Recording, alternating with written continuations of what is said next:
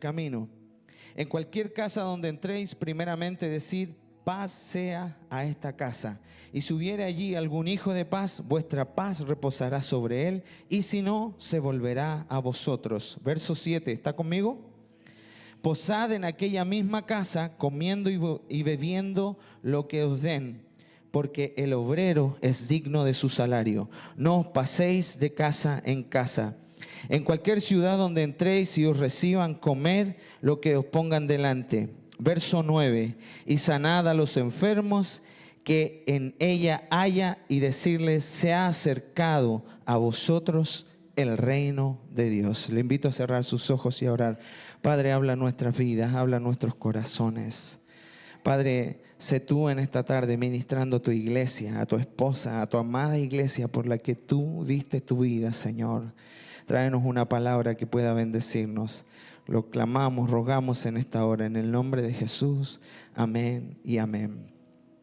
Como decía el pastor, cuando Dios está en el asunto, la cosa comienza a crecer. Los discípulos de Jesús, ¿cuántos eran al principio? 12, ¿cierto? Pero aquí ya nos habla el relato de Lucas que ya no eran 12. Diga conmigo, ya no eran 12. Pasaron a ser 70. Y a estos 70 se les encargó que fueran de ciudad en ciudad, que comenzaran a ministrar todo lo que estaban aprendiendo a los pies de Jesús. Yo escucho esa parte del relato, yo leo esta parte y yo hasta ahí digo: wow, qué precioso es poder aprender a los pies del Maestro, el que mostraba la verdad, con amor, con justicia. Recuerde que el pueblo de Israel era un pueblo muy instruido, pero vino Jesús a cambiarles el chip y a mostrarles la verdad de la verdad. Y comenzó a encargarle a estos 70 ir, moverse, y les dio una autoridad tremenda. Iglesia, esta es la autoridad que usted y yo tenemos: sanar enfermos. Le hemos dado mucho terreno al enemigo en esto, porque no, lo hemos dudado, no lo creemos. Pero la iglesia tiene una autoridad tremenda, porque la iglesia somos usted y yo, pero no son sus fuerzas, no es lo que usted sepa hacer, es Dios en usted. Es su vida puesta en las manos de Dios, y Dios se encarga de hacer lo demás. Usted y yo lo único que tenemos que procurar es hacer las cosas bien. Tenemos que tener una vida acorde a nuestro Maestro.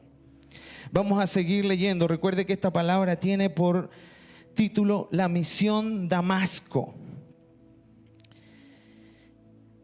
Hay un personaje en la Biblia que quiero ir mostrándole cómo se va juntando todo, que fue Esteban.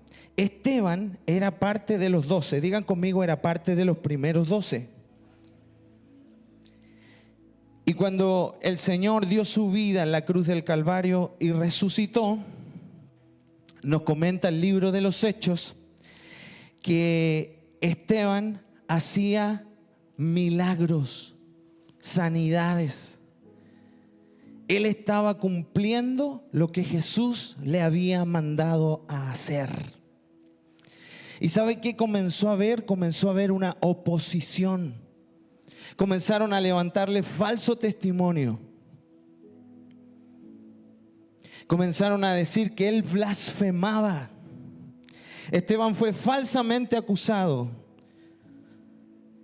Y en su relato, cuando se presenta delante del Sanedrín, ¿le suena Sanedrín? ¿Le suena Sanedrín? Es el conjunto de personas que enjuiciaron ¿a quién? A Jesús. Y un discípulo de él, Esteban, estaba citado a comparecer delante del Sanedrín. ¿Sabe?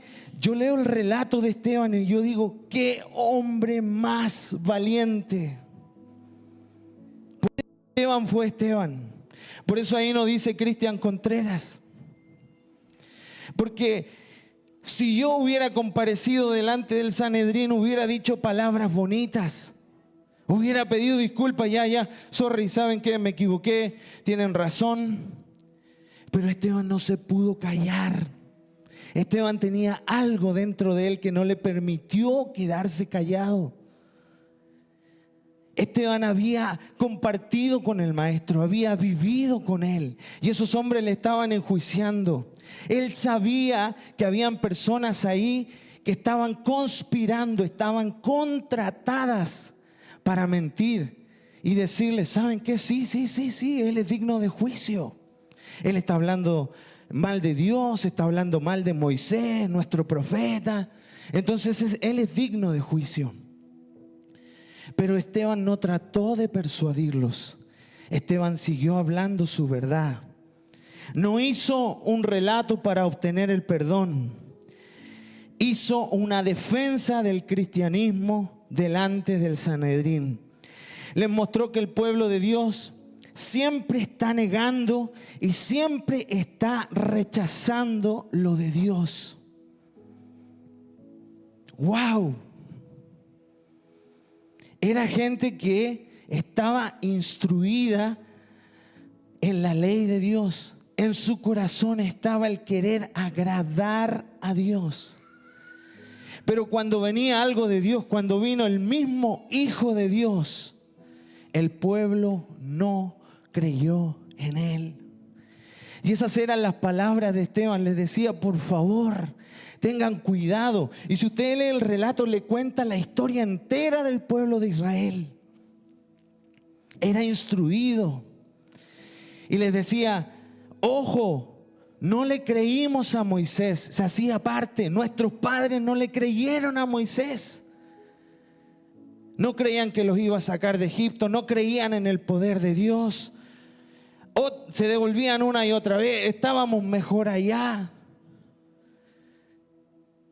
Tipo de religiosos, de gente que no entiende realmente lo que Dios quiere hacer con su vida. Ese era el pueblo de Dios. Y él trataba de decirles: tengan cuidado. Hemos negado siempre lo que Dios quiere hacer, lo nuevo de Dios revelado en Jesús. Lo estamos negando. Y él no se quedó callado. Por esto es necesario orar, iglesia. Por esto es necesario tener comunión con Dios y entender lo que Dios está haciendo y quiere hacer. ¿Sabe lo que le costó a Esteban esta pasión? Usted sabe lo que terminó su vida. Mire, se juntaron los mismos que juzgaron al maestro.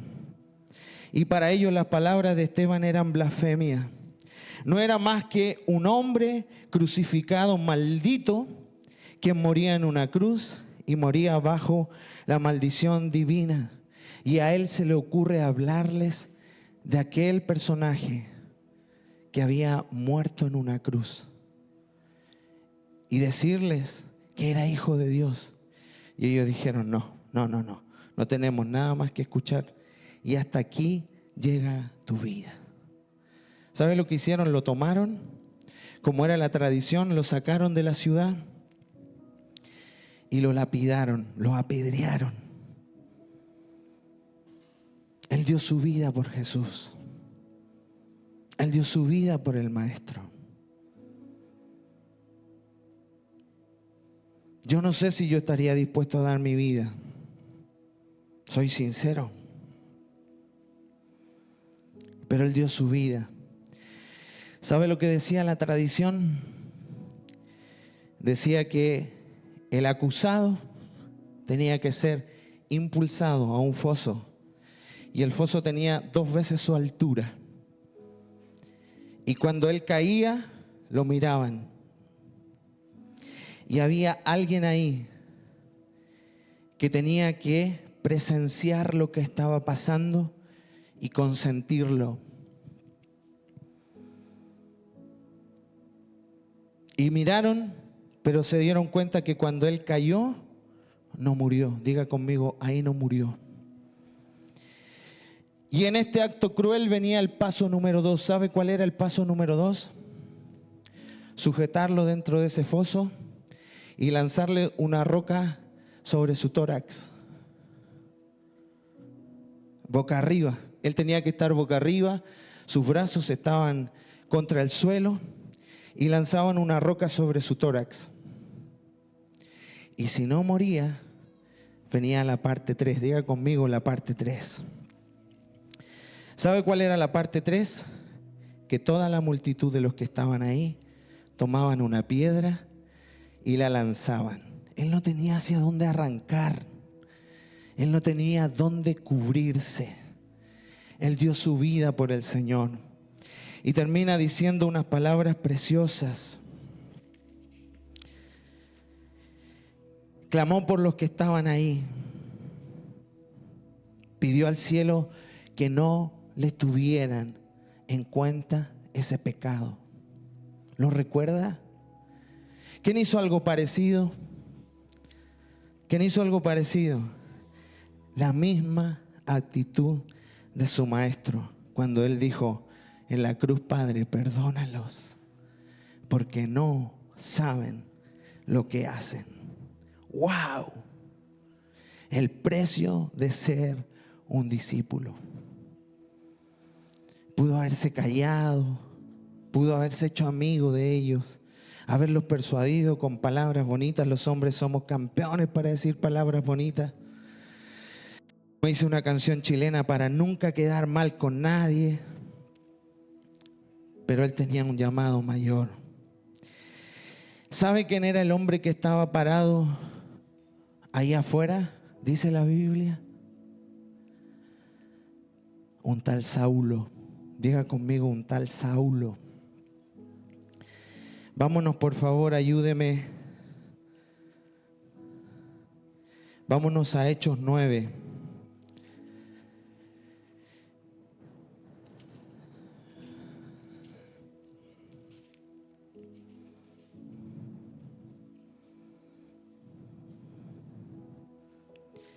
Capítulo 1, verso 1 y 2.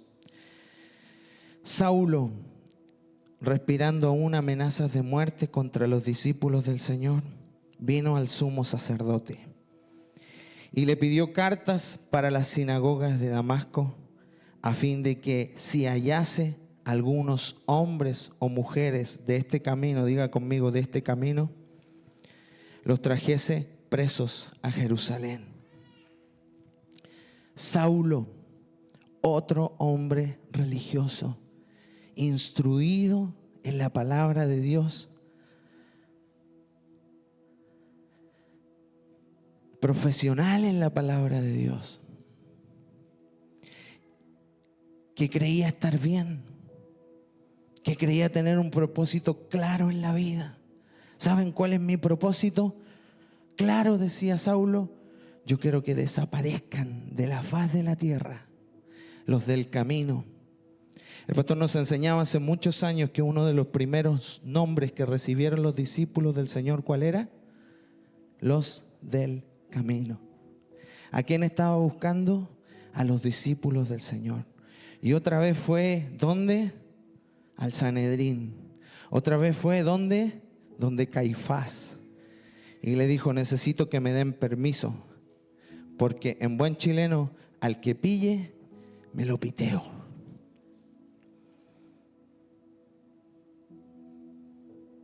Y comenzó a vivir su vida así. Comenzó a vivir su relación con Dios así. Experimentaba lo que aprendió. Hubo un hombre, hay un relato que está por ahí por Éxodo, que dice que hubo un hombre que con celo de Dios le quitó la vida a dos personas que encontró mentirosas.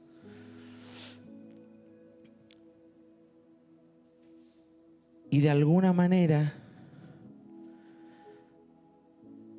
se da a entender que Dios se agradó de su actitud. Entonces, como vio que Dios se había agradado de la actitud de este hombre, recuerde que en ese tiempo la ley era distinta. Él dijo: yo voy a hacer lo mismo. Y así, como hombre, trataba de obtener el favor de Dios y decir: estoy bien en lo que estoy haciendo. La palabra es clara en decirnos que Saulo dio su voto cuando le preguntaron a Esteban, ¿tú le quitas la vida? Esto no me lo estoy imaginando, lo dice la palabra. Dice, yo di mi voto. Yo di mi voto. Yo dije sí. Siempre en la iglesia, siempre en lo de Dios, están estos dos caminos: la religiosidad y la vida de Dios. Y muchas veces se enfrentan. Y mire cómo sigue la vida de Saulo. Saulo odiaba a los discípulos.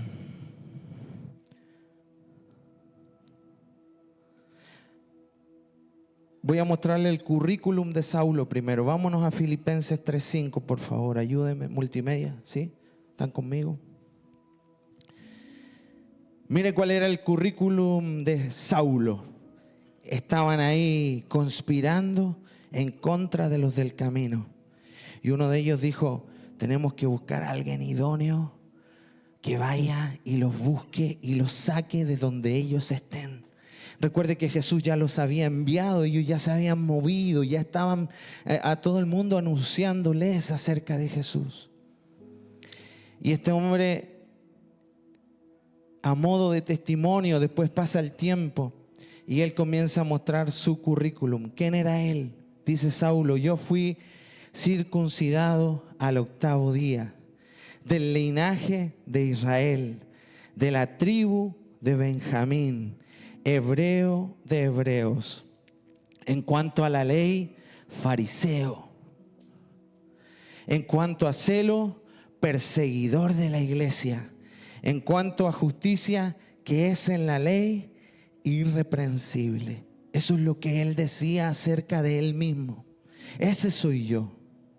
Ese soy yo. Así busco agradar a Dios. Esta es la forma que aprendí para agradar a Dios. Y hoy día estoy buscando que ustedes me den permiso para que a cristiano que encuentre, lo borro. ¡Wow!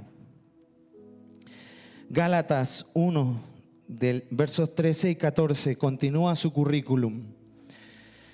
Porque ya habéis oído acerca de mi conducta en otro tiempo, diga otro tiempo, en el judaísmo, que perseguía en sobremanera a la iglesia de Dios y la asolaba.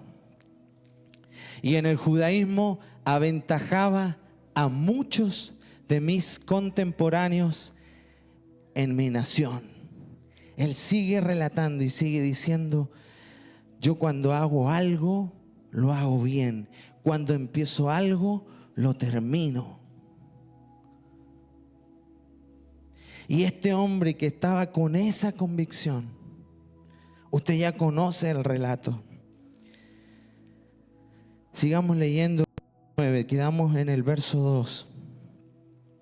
Mas yendo por el camino, aconteció que al llegar cerca de la ciudad de Damasco, repentinamente le rodeó un resplandor de luz del cielo.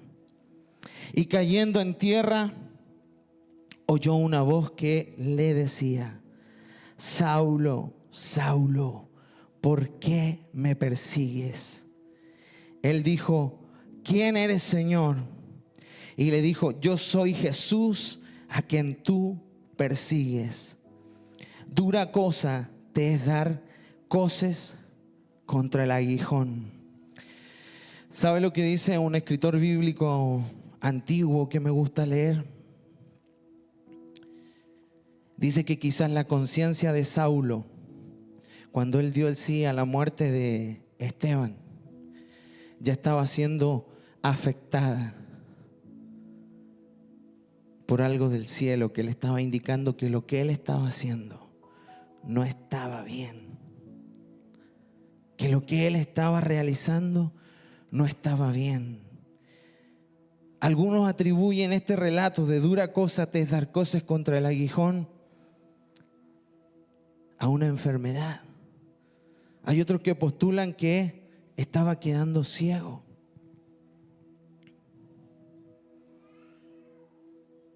Pero yo, al contextualizar todo, me quedo con eso. Y mi vida con Dios, cómo Dios empieza a obrar en nuestras vidas, en nuestros corazones. Como el Espíritu Santo, dice la Biblia que el Espíritu Santo es quien nos convence de pecado. Estaba en Saulo de Tarso, convenciéndole que lo que estaba haciendo no estaba bien. Así llegamos usted y yo. Así llegué yo en ese campamento de jóvenes que le decía en el año 98, 99. ¿Sabe cuándo vino mi conversión?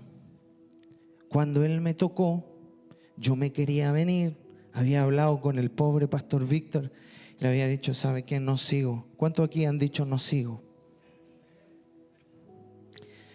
Mañana me voy, no le quiero dar problemas.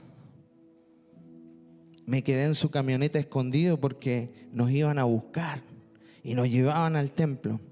En Licanray conocí al Señor. Y me comencé a sentir tan mal dentro de esa camioneta. Tan mal, hijo. Esto se lo he contado varias veces.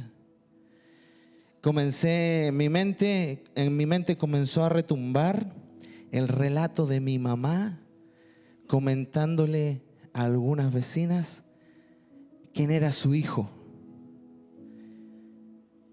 Y yo decía, yo no soy ni la mitad, ni un cuarto de lo que mi mamá dice que yo soy. Y comencé a llorar. Y nadie me invitó al altar. Me tuve que bajar de esa camioneta. Y pasé antes del llamado. Todavía no terminaba la palabra. Pero yo no podía más con lo que tenía. Y pasé a aceptar al Señor en el corazón. Entonces este hombre tuvo ese encuentro con Dios. Y temblando y temeroso dijo, Señor, ¿qué quieres que yo haga? Y el Señor le dijo, levántate, entra en la ciudad y se te dirá lo que debes hacer. En ese momento se destruyó la religiosidad de Pablo. Él lo comenta, él lo dice, después de ese encuentro con Jesús. Todo lo que yo creía que estaba bien perdió sentido. Se da cuenta la importancia de un encuentro con Jesús. Vio cosas preciosas. Dice que era el mediodía. Y en el mediodía vio un resplandor que brillaba más que el sol. ¡Wow!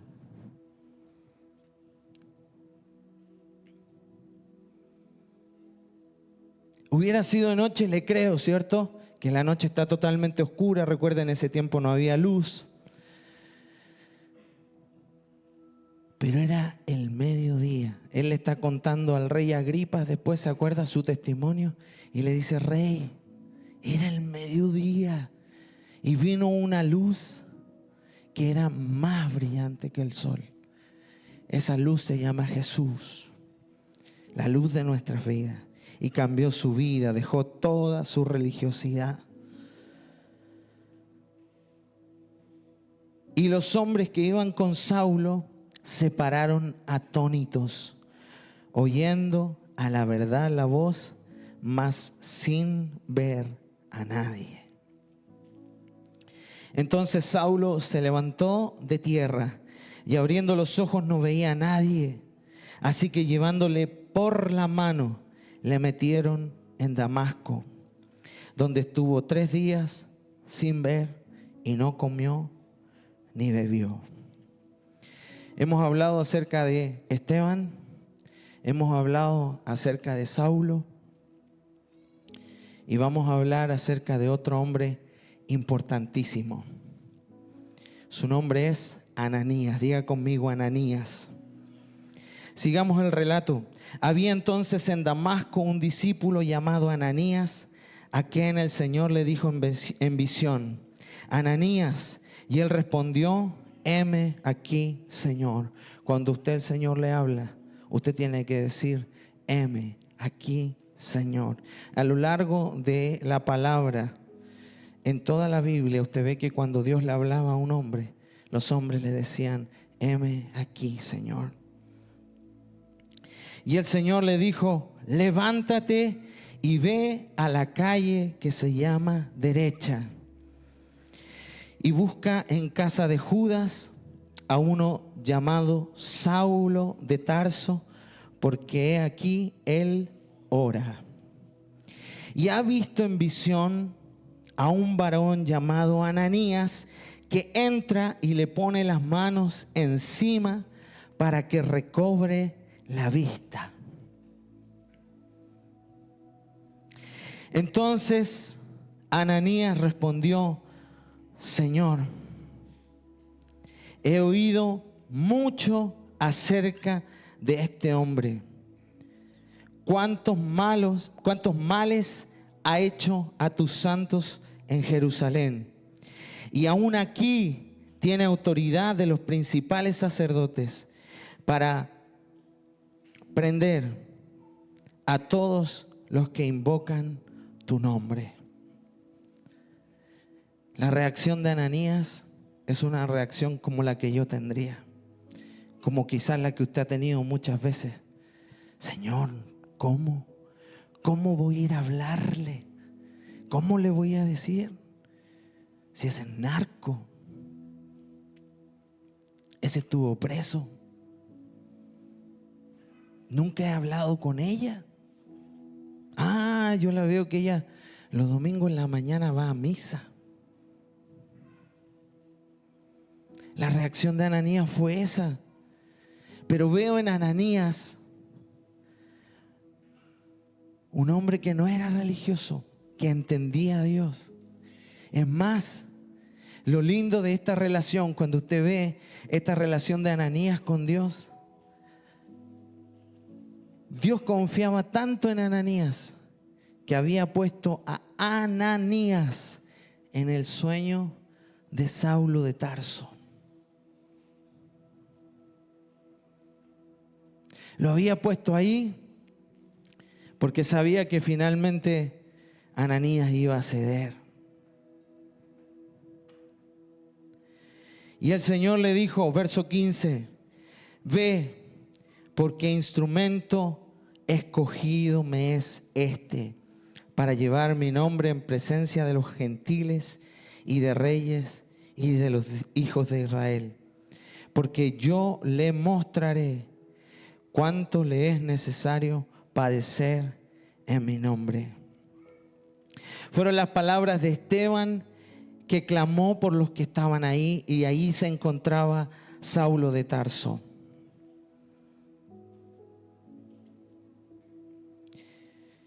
En Damasco había una comunidad grande de cristianos, y algunos eruditos dicen que quien la presidía era Ananías.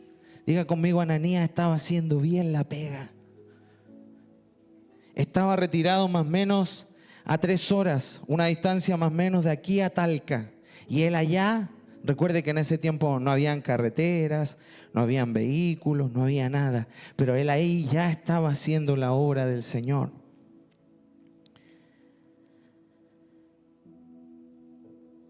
Dios le ha dado autoridad a la iglesia. Y este hombre, mire lo que hace.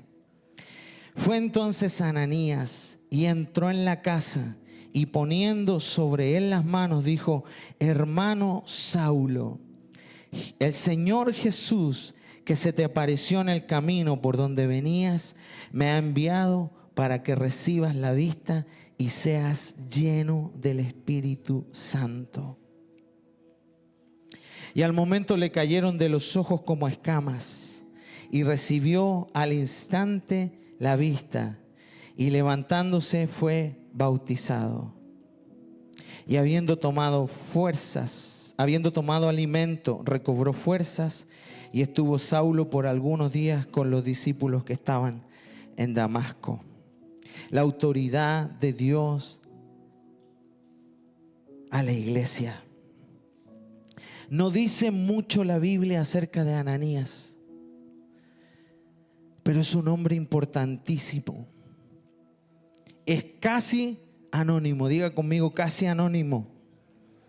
Se contrapone a lo que nosotros siempre queremos, ¿cierto?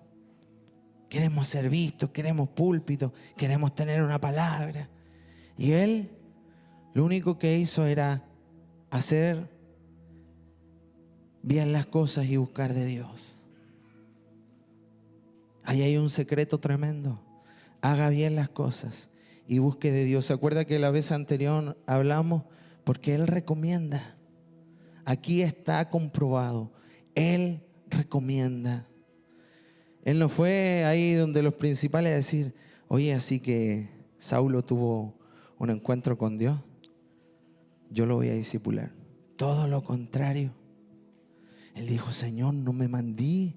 Si ese tipo es un asesino, ese tipo consintió en la muerte de Esteban, le ha hecho tremendo daño a la iglesia en Jerusalén.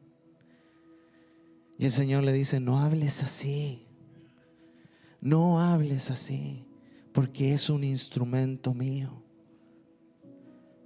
¿Qué hubiera sido de nosotros hoy si Ananías le hubiera dicho, Señor, no lo voy a hacer?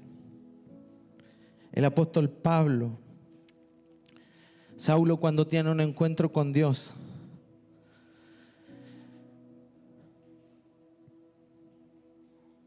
hay una tradición judía de que cuando usted tenía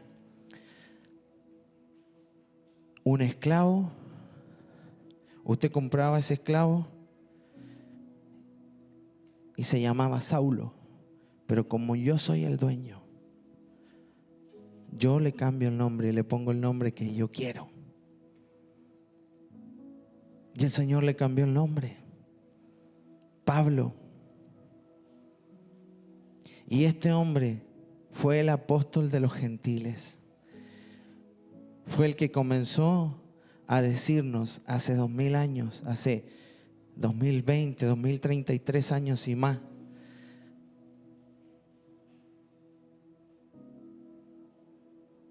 Jesús les ama. Tuve un encuentro con Él y cambió mi vida. Y usted lee su historia y es apasionante. En barco,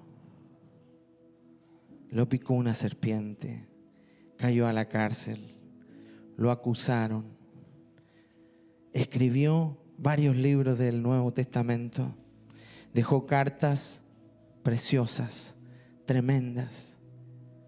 Y si Ananías no hubiera ido ese día a iglesia, yo sé que usted quizás me va a decir, Dios hubiera tomado otro instrumento. Pero Ananías fue obediente. Ananías tenía temor y fue, venció sus miedos. Qué linda relación tenía Ananías con Dios, poder hablar y que Él me responda.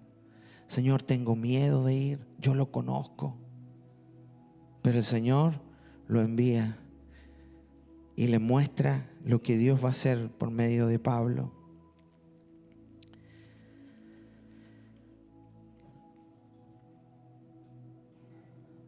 Esta historia nos enseña, iglesia, que todos estamos convencidos de que lo que hacemos está bien. Vivimos, como le mostraba con Saulo, imitando lo que vemos, lo que escuchamos. Defendemos lo que creemos. Nos formamos, nos enseñan. Creemos que la estamos haciendo de oro. Pero ¿cuál es mi propósito? ¿Qué opina Dios de mi caminar? ¿Cuál es mi misión? Si hoy día tengo un encuentro con Dios, ¿qué me va a decir? ¿Qué tengo que cambiar para hacer lo que Dios quiere de mí? ¿Sabe qué? Dios busca a los apasionados. Vio en Saulo un apasionado y no le quitó la pasión. Dijo, con este apasionado el evangelio va a llegar hasta Chile. Con gente como esta el evangelio va a llegar, como dice el libro de los Hechos, hasta lo último de la tierra, que somos nosotros. Y el enemigo es campeón para mal utilizar los dones, las habilidades que Dios nos dio. El enemigo vio que Saulo era un apasionado, pero torció su motivación hasta que tuvo un encuentro con Dios. Esa es la solución de todo, iglesia.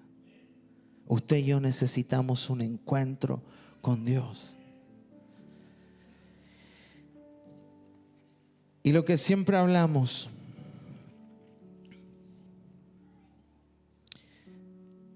un encuentro con Dios no es algo que usted pueda pasar aquí adelante y podamos orar y decir, no, lo siento. Tiene que estar en su corazón. Tiene que estar en sus ganas.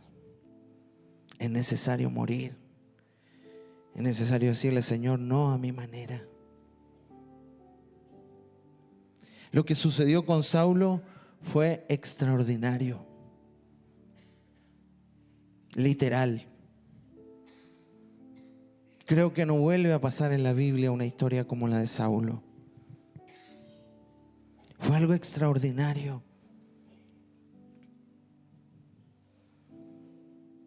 Pero usted y yo podemos buscar rendirnos delante de Dios y decirle, Señor, yo necesito tener un encuentro contigo. En este contexto, Saulo terminó tomando su currículum, todo lo que leímos, el hebreo de hebreo, el fariseo de fariseo, mejor que muchos de sus contemporáneos, y dijo, lo estimo por basura. En ese contexto,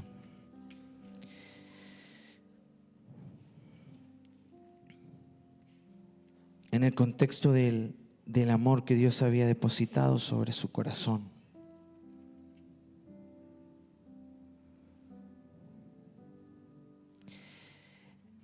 En Saulo de Tarso hay algo que con esto termino. Recuerda que él había quedado ciego.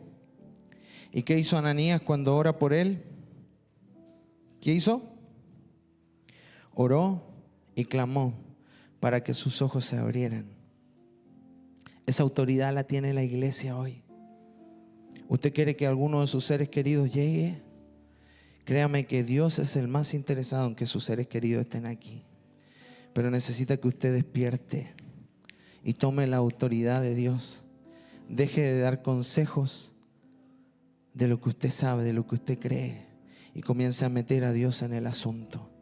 Comience a pelear. ¿Sabe qué? Mi mamá nunca se cansó. Ella nunca ha venido a la iglesia así como y ha dado mucho fruto. Nunca, nunca, nunca. Pero ¿sabe qué? Doblaba sus rodillas por mí siempre. Yo me portaba mal y ella me ataba, me ataba, me ataba y no dejaba que yo me fuera. ¿Cuántas veces nos hemos preguntado por qué mis seres queridos no llegan? Porque no tomamos la autoridad de Dios. Recuerda en Mateo 28 a la iglesia se le dice, por tanto, id y haced discípulos. Esa es la gran comisión, diga conmigo, la gran comisión. Pero este apóstol de los gentiles, Pablo, el Señor le dice, y él revela a la iglesia, y le dice, ¿saben qué? El príncipe de este mundo que se llama Satanás ha cegado el entendimiento de las personas. Y la única forma que tenemos de llegar a ellos es a través de la autoridad. Tome la autoridad y haga lo que hizo Ananías. Declare que caen las escamas de los ojos, que cae lo que está produciendo una sordera. Esto, la vida cristiana, iglesia, es más espiritual de lo que usted se imagina. Hemos experimentado así un poquito. ¿Recuerda el río que salía de la casa de Dios? Muchos de nosotros, aún llevando años, estamos en la primera fase, hasta los tobillos, iglesia. Vengo a decirle en esta tarde, hay más de Dios para su vida. Hay más de Dios para su corazón. Hay más de Dios. Hay más de Dios. Iglesia, Cristo Rey. vengo a decirle, hay más de Dios para su vida. Hay más de Dios. Deje la vida que ha llevado hasta hoy, porque Dios nos quiere usar para grandes cosas. Tenemos una base preciosa. Nuestros pastores, no me cabe ninguna duda, han sido dirigidos por el Espíritu Santo para tener lo que tenemos hoy. Pero necesitamos que usted y yo nos desarrollemos y podamos cumplir nuestro ministerio. ¿Hasta cuándo, iglesia? ¿Hasta cuándo? Hay más de Dios para su vida. Hay más de Dios. Le invito a ponerse de pie. Hay más de Dios para su vida. ¿Cuántos Saulos necesitan que usted ore por ellos?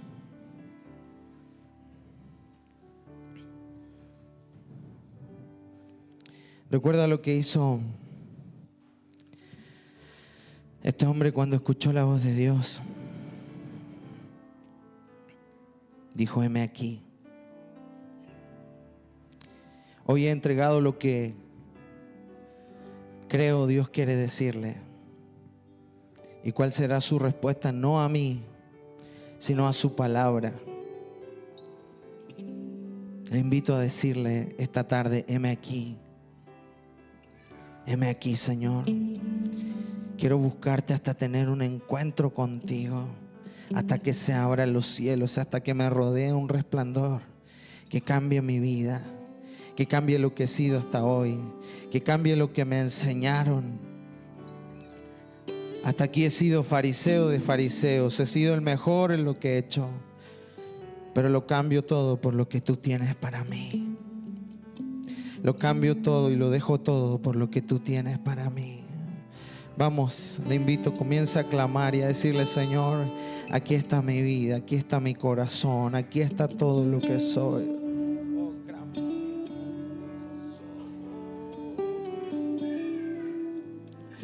Tu preciosa presencia llena esta casa, Señor. Vamos sanando, sanando, sanando, despertando.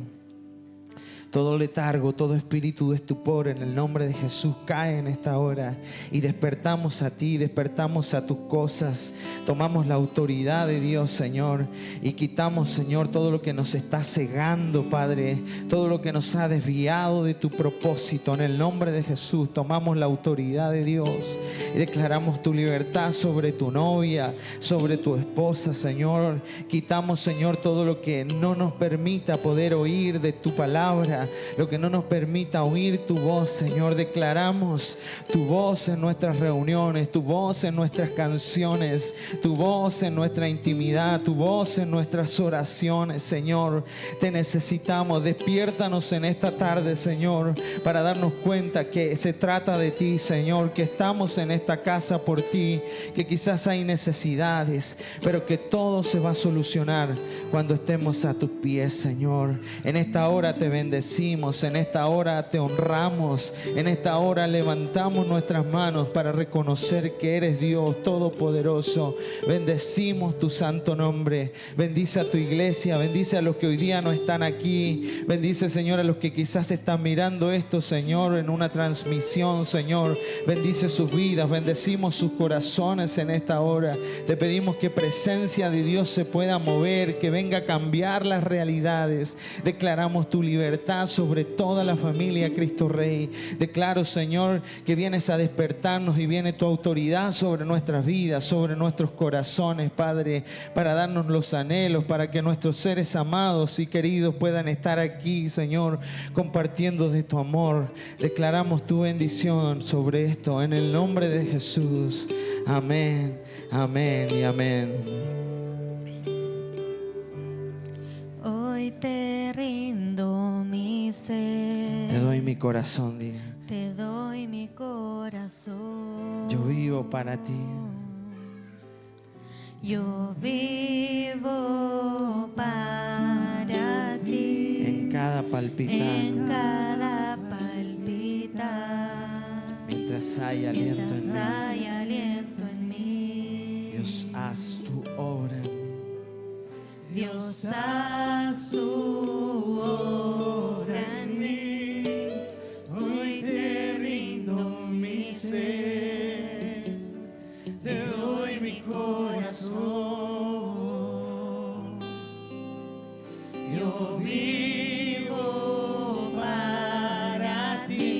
palpitar. en cada palpitar. Mientras hay aliento en mí. Mientras hay aliento en mí. Dios, haz tu obra en mí. Dios, haz tu obra en mí. Hoy te rindo mi ser, te doy mi corazón. Yo vivo para ti en cada palpitar, mientras hay aliento en mí. Dios, haz tu obra en mí.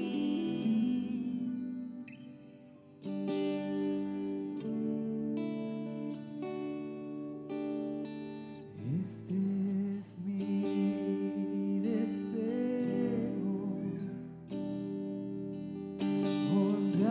honrarte a ti con todo mi ser, te adoro a ti.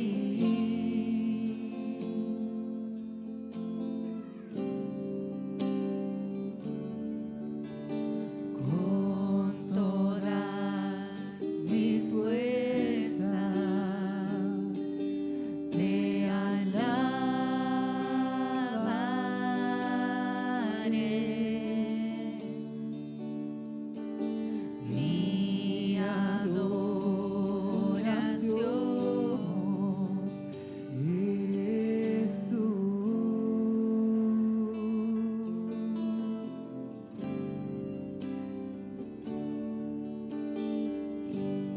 Hoy te rindo mi ser, te doy mi corazón.